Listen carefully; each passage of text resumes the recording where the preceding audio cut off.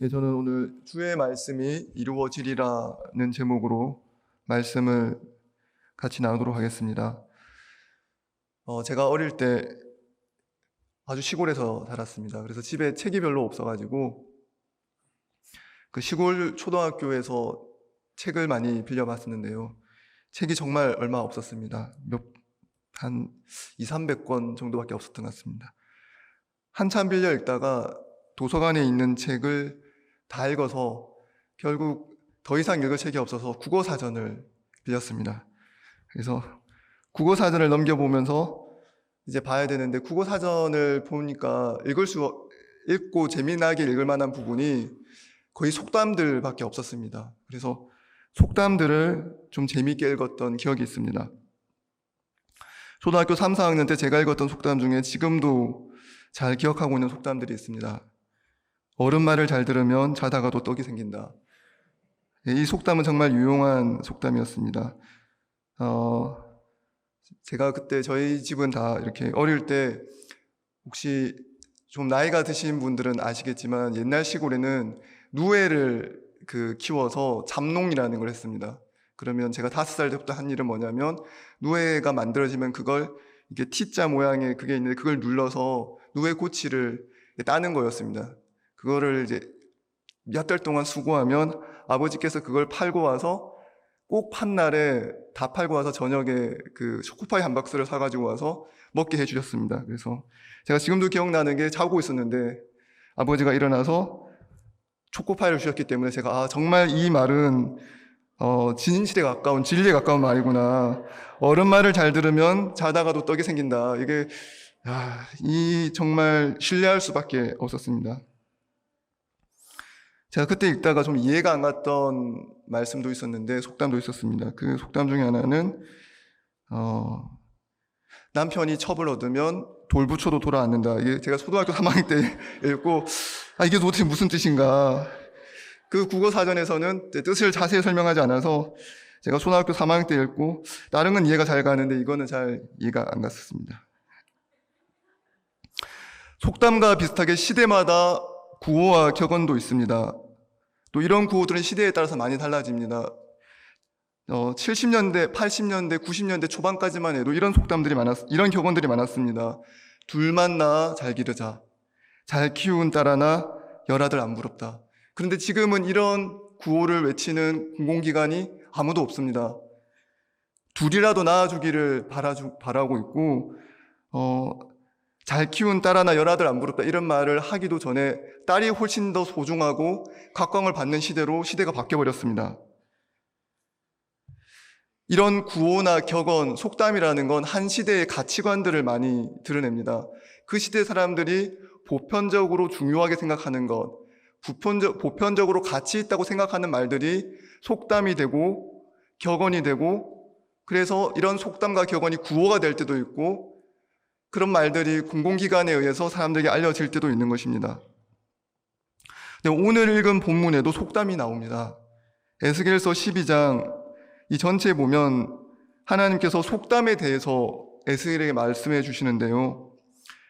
먼저 에스겔서 12장 22절 말씀을 한번 읽어보겠습니다. 12장 22절에 이렇게 되어 있습니다. 인자야 이스라엘 땅에서 이르기를 날이 더디고 모든 묵시가 사라지리라 하는 너희의 이 속담이 어찌됨이냐. 날이 더디고 모든 묵시가 사라진다는 말은 무슨 뜻이냐면 하나님의 말씀이, 하나님의 묵시, 하나님의 비전, 하나님의 말씀의 선포가 선지자를 통해서 이루어지는 게 묵시인데 그 묵시가 바로 안 이루어지고 더디게 이루어진다는 것입니다. 얼마나 더디게 이루어지냐면 지금 살고 있는 사람들 시대에는 아무 영향을 끼치지 않을 정도로 더디게 이루어진다라고 속담이 있었습니다. 그 당시에 이런 속담이 있었던 거죠. 아무리 선지자가 선포해도 그날은 더디고 모든 묵시는 사라질 거야. 이런 속담이 있었습니다. 이 속담이 그 시대에 보편적으로 편재에 있었고 편만에 있었습니다. 우리가 오늘 본 이 에스겔서는 에스겔서가 지어진 그리고 에스겔이 살았던 시대를 좀 생각해 볼 필요가 있습니다. 여러분께서는 에스겔이 어느 시대의 사람인지 정확하게 알고 계십니까? 사실은 다른 성경하고 다르게 에스겔은 정확하게 시대에 대해서 특정하고 있습니다. 그 연도까지 정확하게 알 수 있게 우리에게 알려주고 있습니다. 먼저 에스겔이 여호와 하나님의 말씀을 받은 시기가 기원전 593년입니다. 그리고 8장 이후에 지금 12장 이 말씀까지 에스겔이 이 말씀을 받은 시기는 언제냐면 1년 뒤인 기원전 592년입니다.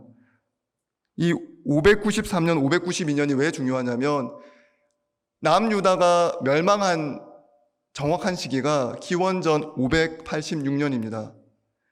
그러니까 지금 에스겔은 포로로 끌려가 있는데 아직 남유다는 완전하게 멸망하지 않은 그런 시대를 살고 있었습니다. 이 묵시를 받은 날로부터 7년 뒤에 에스겔서 1장의 시기로부터 정확하게 7년 뒤에 남유다가 망했습니다. 남유다가 망하기 전에도 포로로 끌려간 사람들이 많이 있었습니다. 제일 먼저 끌려간 사람들이 있었는데요. 기원전 605년에 1차로 포로로 끌려간 사람들이 있는데 그 사람들 중에 다니엘이 있습니다. 다니엘 같이 똑똑한 사람들을 먼저 다 잡아갔고요. 그 다음에 에스겔은 그보다 8년 뒤인 기원전 597년에 끌려갔습니다. 그리고 남유다가 완전히 망한 건 11년 뒤인 586년이었습니다. 포로로 끌려온 지 4년 정도 지났을 때 에스겔에게 하나님의 말씀이 임합니다. 그리고 그 뒤 7년 뒤에 남유다가 완전히 멸망하는 거죠. 근데 하나님께서 에스겔을 통해서 지금 예루살렘에 남아있는 사람들, 아직 나라가 안 망해서 그 나라에서 조금은 혜택을 보고 있고 조금은 안전을 누리고 있고 조금은 살만하고 생활의 안전함을 누리고 있는 그 사람들을 향해서 하나님은 심판의 메시지를 전달하고 있습니다. 에스겔 이전에 정말 뛰어난 선지자들이 남유다를 향하여 멸망의 메시지를 선포했습니다.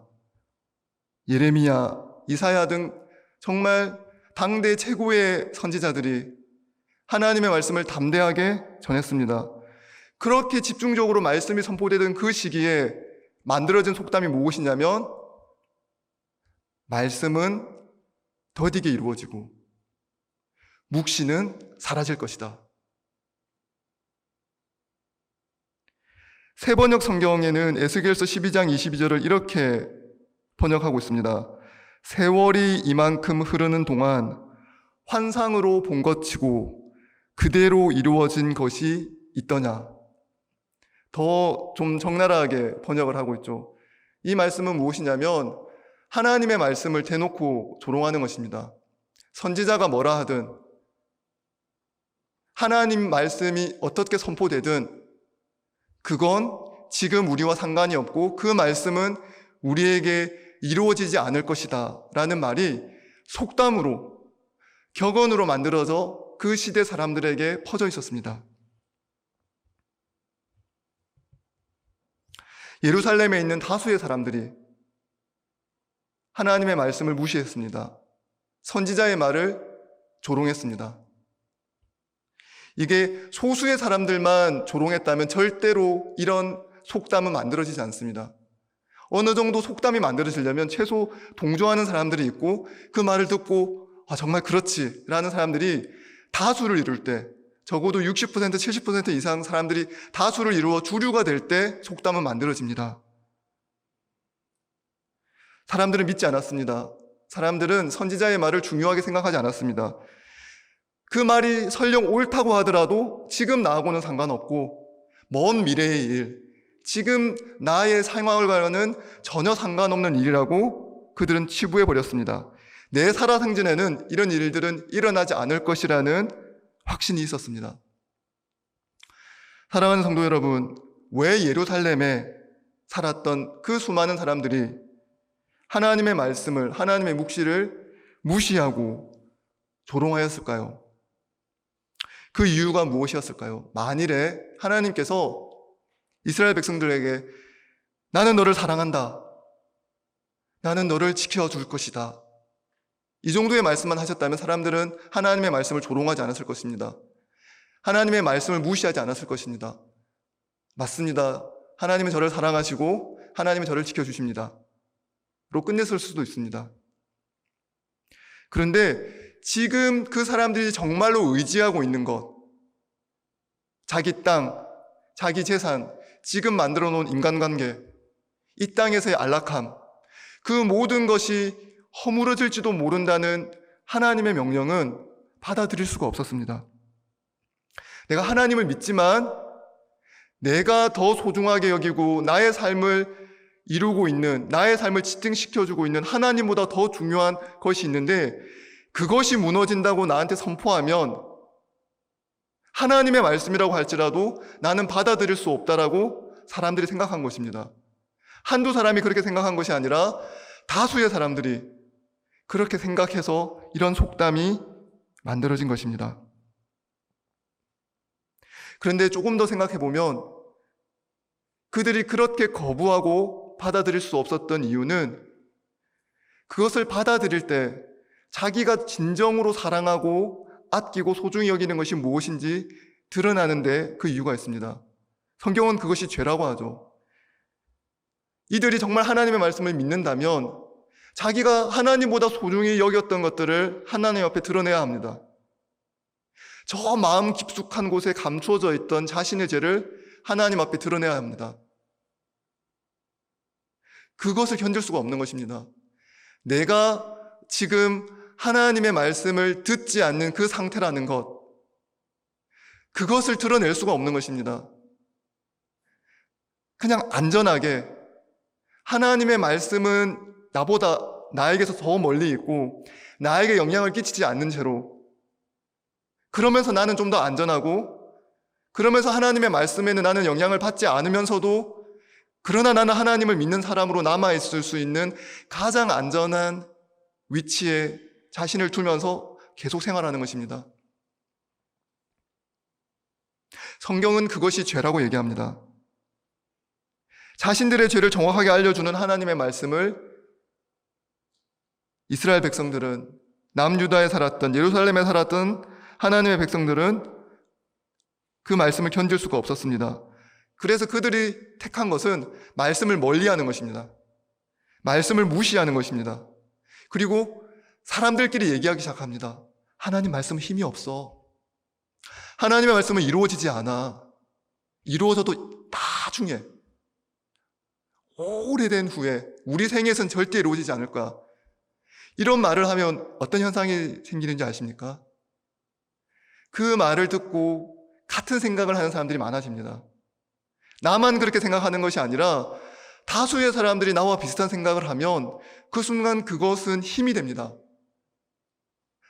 나만 이렇게 생각하는 것이 아니기 때문에, 나 혼자 생각하는 것이 아니기 때문에 내가 믿고 있는 이 내용이 진실이고 진리라고 생각하게 되는 것입니다.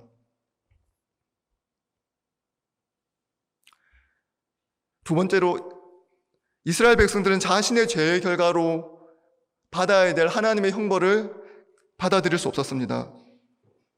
그들은 성전이 있는 예루살렘에서 왕과 함께 평안하게 살고자 했습니다. 지금 정세가 불안하고 나라가 망할 것 같다고 할지라도 나라는 왕이 잘 지켜주고 나는 이 땅에서 내가 가지고 있는 재산을 잘 지킬 수만 있다면 나는 그 일에 매진하겠다는 것이 그들의 생각이었습니다. 그런데 선지자들의 묵시는, 선지자들의 선포하는 메시지는 지금 누리고 있는 모든 것들이 다 망할 수 있다는 메시지였습니다.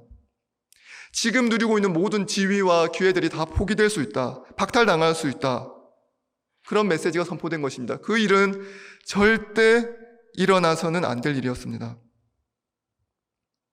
누가 얘기하든, 그분이 하나님이든 아니든, 내가 정말 소중히 믿고 따르는 사람이든 아니든 이 일은 절대 일어나면 안 되는 일이었습니다. 바로 그 순간에 그들이 가장 소중히 여기고 있는 것이 드러났습니다. 하나님이 중요하지 않습니다. 지금 내가 누리고 있는 것, 내게 가장 소중한 것은 나의 안위, 예루살렘에서 누리는 삶의 안락함이었습니다. 그렇다면 여기서 한번 질문을 해보아야 합니다.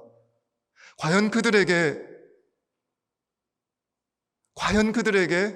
정말 신앙하는 대상은 무엇이었을까요? 정말 의지하는 대상은 무엇이었을까요? 살아계신 여호와 하나님이실까요? 아니면 지금 내가 가지고 있는 재산, 내가 이 땅에서 누리고 있는 기회, 내 삶의 안락함, 그것을 믿고 의지하고 있을까요? 아니면 하나님을 의지하고 있을까요?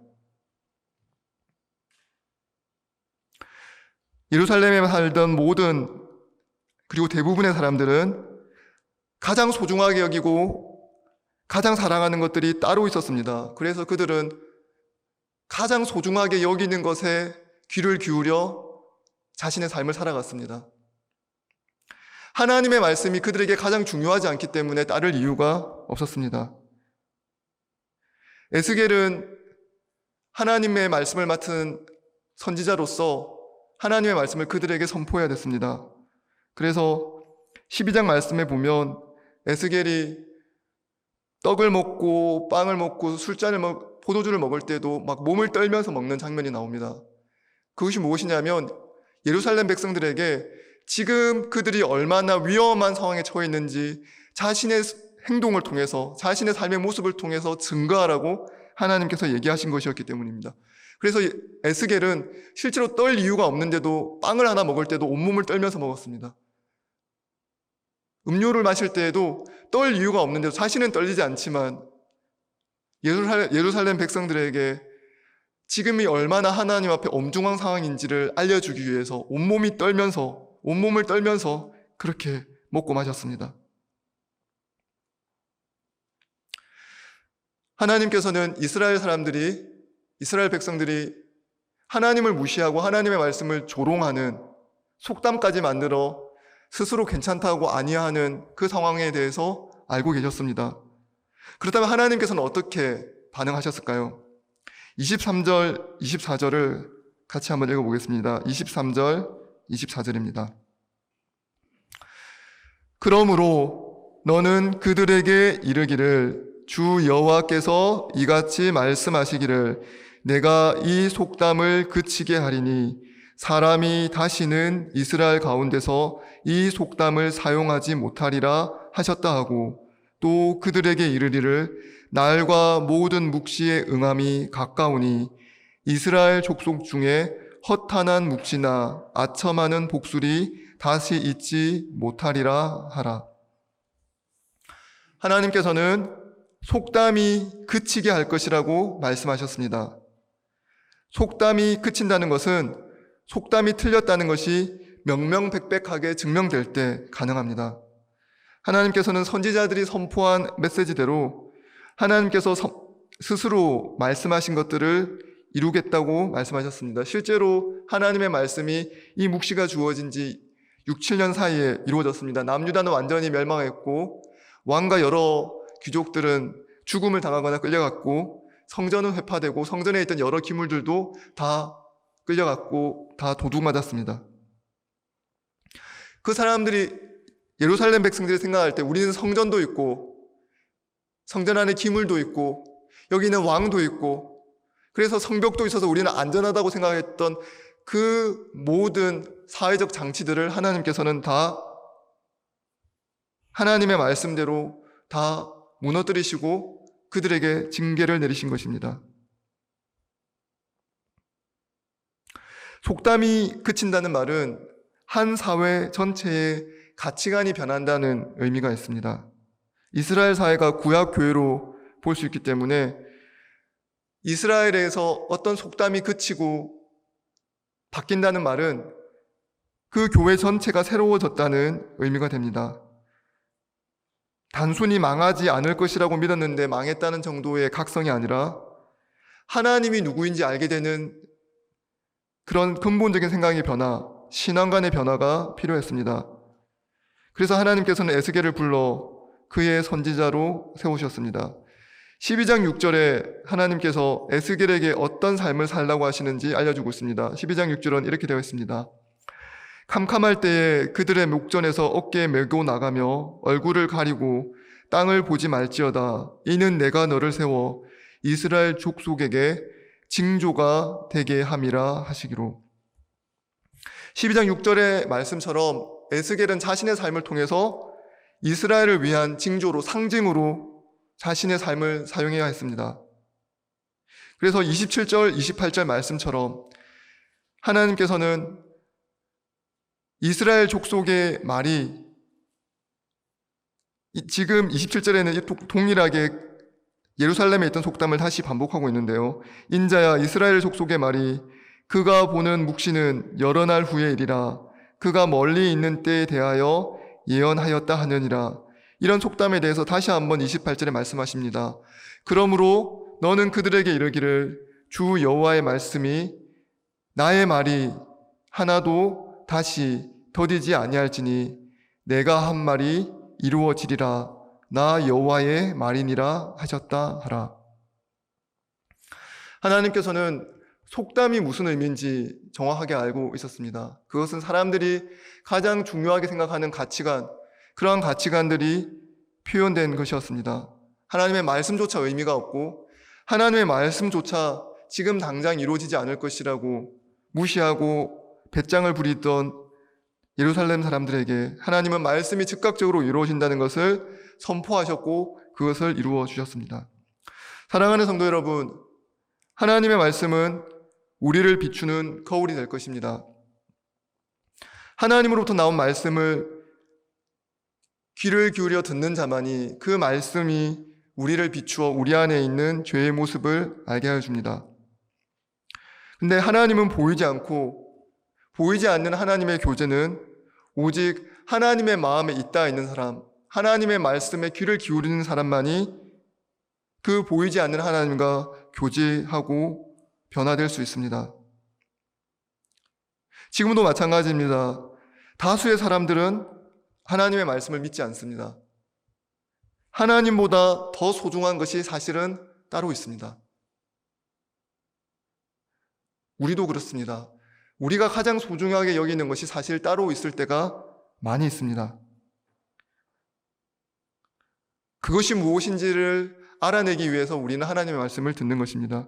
실제로 내가 가장 소중하게 여기는 것, 내가 가장 마음을 쓰는 것은 따로 있는 경우가 대부분입니다. 그래서 우리는 이런 속담까지는 아니라 할지라도 실제로는 우리 삶을 움직여가는 삶의 원리가 따로 있는 것이죠. 하나님께서는 그와 같은 가치관, 그와 같은 속담들, 우리 삶을 실제로 움직여 나가는 속담들, 그런 가치관들이 우리 안에서 사라지기를 원하셨습니다. 그러한 속담들이 없어지는 것을 원하셨습니다. 먼저 교회 공동체 안에서, 우리 안에서 없어지기를 원하셨습니다. 하나님은 항상 말씀하십니다. 나의 말이 하나도 다시 더디지 아니할지니 내가 한 말이 이루어지리라. 나 여호와의 말이니라. 그런데 하나님께서 하나님의 말씀이 이루어지지 않는다는 그 속담을 폐지시키는 가장 확실한 방법은 무엇이냐면 그 말씀을 들은 하나님의 백성이 자기 자신에게 하나님의 말씀을 이루는 것이었습니다. 우리가 주기도문을 할 때 하늘에서 이루어지신 하나님의 뜻이 땅에서도 이루어지이다라고 기도합니다. 여러 땅이 있지만 우리에게 가장 먼저 이루어져야 될, 하나님의 뜻이 이루어져야 될 가장 중요한 땅, 제일 첫 번째 땅은 어디냐면 바로 우리의 마음의 땅입니다. 우리의 마음의 밭입니다. 우리의 마음의 밭이 하나님의 뜻이 이루어지는 장소로 변할 때 그 속담이 내 안에서 먼저 폐지가 되는 것입니다. 하나님의 말씀은 더디 이루어지고 하나님의 말씀은 힘이 없고 하나님의 말씀은 아무 효력도 미치지 않을 것이라는 그 속담이 내 안에서 먼저 효력을 잃을 때, 그때 하나님께서는 작은 변화를 시작할 수 있으신 것입니다.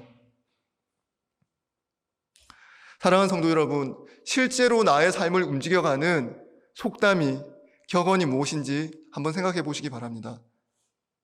많은 경우에 내가 제일 중요하고 나의 자녀가 제일 중요하고 나의 성공이 제일 중요할 경우가 훨씬 많습니다. 정말로 그럴 때가 많습니다. 우리가 자녀의 입시를 앞두거나 어떤 결과를 앞둘 때 어느 순간 그 입시 결과 여부에 따라서 우리 삶 전체가 흔들릴 정도로 마음이 안절부절할 때가 있습니다. 그런데 그 순간에 우리가 해야 될 기도는 무엇이냐면 그 결과와 상관없이 그 결과가 어떠하든지 나는 여전히 하나님을 신뢰합니다. 그 결과와 상관없이 저는 하나님을 믿습니다. 그 결과와 상관없이 하나님은 나의 하나님입니다. 라고 고백할 수 있어야 되는 것입니다. 우리가 가장 신경을 많이 쓰는 것, 내가 지금 가장 염려하는 것, 내 하루의 24시간의 시간 동안에 내가 가장 걱정하고 염려하고 내 마음이 가장 향하는 것이 무엇인지 생각해 보아야 합니다. 왜냐하면 그것이 하나님의 위치를 대신하고 있을 때가 많기 때문입니다. 우리는 많은 경우에 염려합니다. 많은 경우에 걱정합니다. 두려워합니다. 그리고 강력한 소원이 우리 안에 있을 때가 많습니다.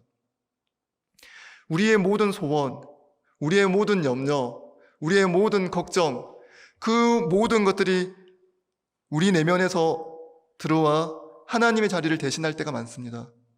그리고 어느 순간 하나님은 가장 중심의 자리에 있지 않고 하나님은 저 멀리에 있고 우리의 걱정과 염려와 우리의 인생의 소원이, 우리 인생의 소망이, 그리고 욕심이, 나의 욕망이 내 안에서 똘똘 뭉쳐서 하나님의 자리를 대신하게 됩니다. 그리고 어느 순간 하나님께서 내게 말씀하셔도, 하나님의 말씀이 내게 선포되어도 우리는 이스라엘 백성들처럼 그 하나님의 말씀에 대항할 강력한 무기를 가지고 있을 때가 있습니다. 말씀은 더디 이루어지고 묵시는 사라질 것이다. 실제로 예루살렘 안에서 많이 있었던 속담이었습니다. 그것이 2500년 전, 2600년 전 예루살렘 안에서만 있었던 속담이냐? 그렇지 않습니다. 우리의 내면에도 끊임없이 우리에게 속삭이고 있는 말입니다. 말씀은 더디 이루어질 것이고 하나님의 묵시는 사라질 것이다. 내게 효력을 미치지 않을 것이다. 집을 어떻게 사야 하고 돈을 어떻게 벌어야 하며 자녀 교육은 어떻게 해야 되는가 중요한 것입니다. 결코 중요하지 않은 것이 아닙니다. 직장 생활은 어떻게 하고 업무는 어떻게 처리해야 되는가 중요합니다. 잘하는 것이 물론 필요합니다. 그런데 그것이 하나님의 자리를 대신하고 있는가 아닌가는 반드시 물어야 할 질문입니다.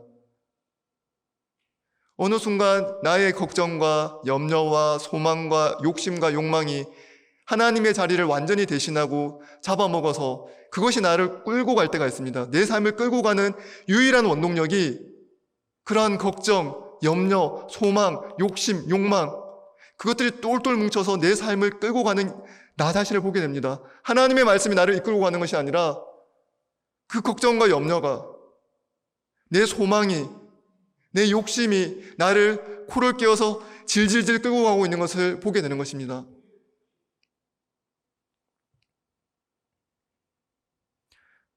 우리 안에 이 속담이 울려 퍼지지 않는지 계속해서 점검해야 합니다. 마음을 다하여, 목숨을 다하여, 뜻을 다하여 하나님의 말씀에 귀를 기울여야 합니다. 그래서 우리 안에서 끊임없이 선포되고 있는 말씀은 더디 이루어지고 묵시는 사라질 것이다. 그것이 내 안에서 울려 퍼지고 있다는 것을, 울려 퍼질 수 있다는 것을 기억하고 경계해야 하는 것입니다. 사랑하는 성도 여러분, 말씀이 우리 안에 이루어지고 말씀이 하늘에서 이룬 것 같이 내 마음 안에 이루어지기를 소망하는 저와 여러분 되기를 소망합니다. 그래서 매일매일의 삶에서 아침에 일어나 눈을 떴을 때 하나님, 지금도 이 시대의 가치관이, 이 시대의 지배적인 가치관이 속담이 되고 격언이 되어 나에게 성공하려면 이렇게 해, 나에게 자녀 교육 잘 시키려면 이렇게 해, 여러 가지 나를 가르치고 나를 끌고 가는 그 모든 속담과 격언과 세상의 지배적인 가치관이 이끌리는 것이 아니라 하나님을 사랑하는 마음이, 하나님의 말씀 그 자체가, 하나님을 소망하는 그 마음이 나를 이끌고 나가서 나의 삶을 움직여 나갈 수 있도록 하나님 나를 주관하시고 나를 인도하시며 하나님의 말씀이 저의 주인이 되게 하여 주시옵소서라고 매일 아침 기도하는 저와 여러분이 되기를 소망합니다.